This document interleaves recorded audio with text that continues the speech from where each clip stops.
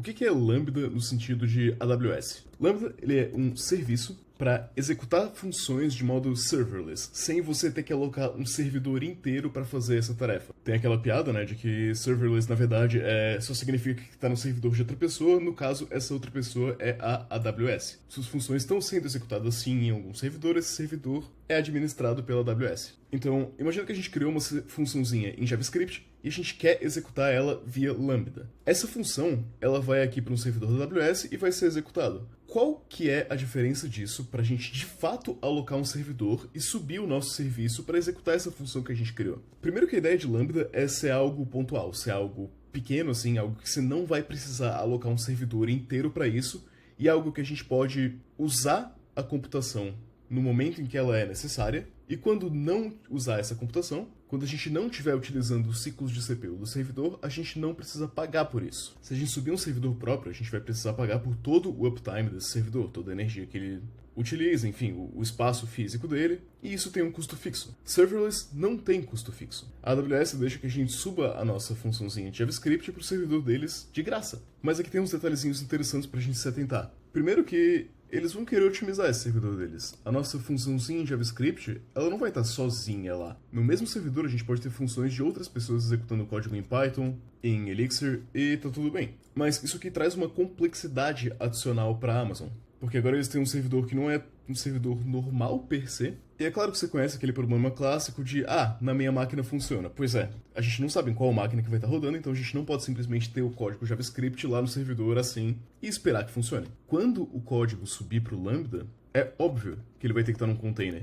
Tudo em Lambdas, tudo em serverless tem que ser containerizado. E outro detalhe importante de serverless é que ele é on-demand. Você vai ter a computação sob sua demanda. Se você demandar zero computação, você vai ter zero computação e zero custos. Se você demandar muita computação, eles vão te dar tudo que você quiser de CPU e de poder de processamento, de RAM. Então, esse nosso servidorzinho aqui que tem o nosso container de JavaScript, se eu chamar essa função para executar 2 vezes, 3 vezes, 4 vezes, 5 vezes, 6, 7, 15 milhões de vezes em paralelo, você concorda comigo que não tem como esse servidor crescer infinitamente? A gente não vai conseguir lidar com 1 milhão de requests em paralelo em um único servidor. Na verdade, isso daqui vai estar mais num cluster de servidores. Porque a gente precisa ter escalabilidade, a gente precisa ter essa escalabilidade rápido. Não tem como a gente ter isso daqui só em um servidor.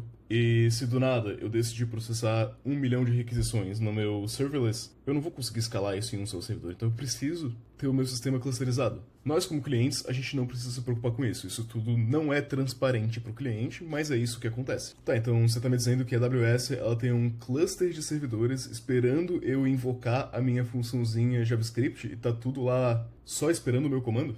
Isso não requer um certo espaço na memória já alocado para a execução do meu código?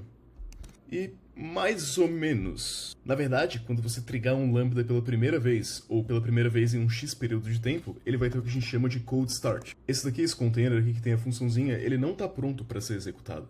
A gente subiu ele para a AWS, mas no momento que você invocar isso, não tem nada provisionado. Ele não está disponível em nenhum servidor. No momento que a gente faz a primeira chamada de execução para o nosso Lambda, aí é que a AWS vai provisionar o que a gente pediu que ela provisionasse, né? Quando a gente cria um Lambda, a gente determina a quantidade de memória RAM e a quantidade de CPU que a gente quer alocar para o nosso Lambda, e no momento que a gente invoca ele pela primeira vez, ou pela primeira vez em X período de tempo, é aí que a AWS vai achar um espacinho no servidor para invocar o seu Lambda. Desse modo, a gente pode imaginar que os servidores aqui, vamos diminuir isso para um só para ficar bem claro, eles vão estar executando várias imagens e vários servidores, eles vão...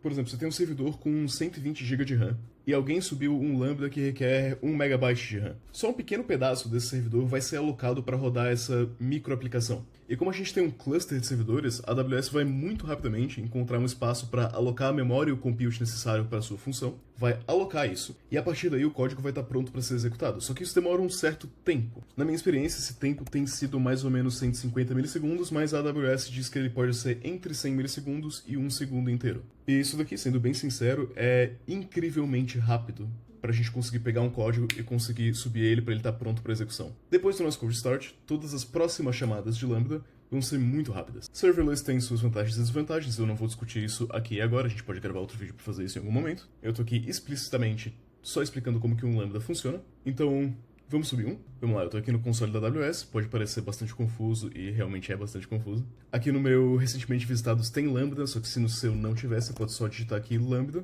e deve aparecer isso daqui. Com isso daqui, a gente pode vir aqui e ler como é que funciona, né? Mas a gente é programador, a gente não lê documentação. A gente vai em Create a Function, a gente escolhe um nome para nossa função. Vou colocar aqui MyFunc, tanto faz. Runtime.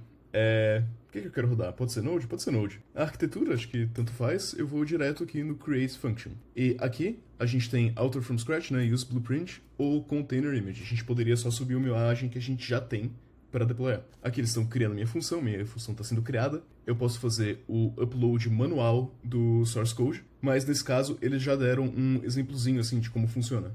Geralmente em funções Lambda a gente tem o tal do handler. Handler seria o nosso main, né, o nosso principal, o que vai de fato ser executado. Esse é o entry point da função Lambda. E esse Lambda vai receber um evento. Esse evento tem algumas informações sobre o request, sobre da onde que veio a invocação desse Lambda. Tem toda uma documentação que a gente pode ir atrás para entender como que esse evento está estruturado, que informações que tem aqui. Mas, de novo, eu sou dev, eu não leio esse tipo de coisa. Nesse caso aqui, a gente tem um Lambda que vai criar um response e vai responder um response, né? Um response HTTP. Aqui ele seta o status code como 200. A gente pode fazer o que a gente quiser, né? O Lambda é nosso, eu posso colocar aqui 404, mas eu não vou fazer isso. E aqui a gente tem um body do nosso response. Dependendo de como você invocar esse Lambda, esse response pode ir para algum lugar. Geralmente, a gente vai invocar o Lambda usando um API Gateway. Essa é a forma mais comum de se invocar Lambdas, acredito eu. E o API Gateway, então, vai receber esse response e vai possivelmente retornar para o cliente final, ou enfim, para a aplicação que de fato chamou esse API Gateway. Eu vou adicionar aqui um math.random, só para a gente ter algo que muda nas invocações do Lambda, e eu posso deployar meu Lambda e ele está deployado. No momento, ele não está conectado a nada, a gente tem um diagramazinho assim, não tem nada que invoque esse Lambda de fora. Existem várias e várias coisas que a gente tem que tomar cuidado quando a gente cria um Lambda assim, né? A gente não pode expor ele direto à internet, senão um atacante pode ficar invocando o Lambda infinitamente e causando custos a você. Eu tô mostrando um negocinho bem básico de como subir um Lambda, só que você nunca deve fazer isso em produção dessa maneira que eu fiz, porque a gente tem que ter ele bem pensado. Você tem que pensar que no momento que você expor isso à internet, ele tá exposto e, como é serverless, os seus custos podem escalar infinitamente. Tome muito cuidado com Lambdas. Mas enfim, tá aqui subido, tá existindo o nosso Lambda. Eu posso clicar aqui em teste e aí a própria AWS vai invocar o Lambda. Aqui vai receber o tal evento que eu falei. Na verdade, a gente poderia até printar isso e depois ver no CloudWatch as informações que eu passei para dentro desse Lambda, ou a gente pode passar essas chaves e valores aqui para o Lambda, né? Eu posso passar a chave e o valor que eu quiser, e baseado nesse input, pode alterar o output do Lambda. A gente poderia fazer algo assim.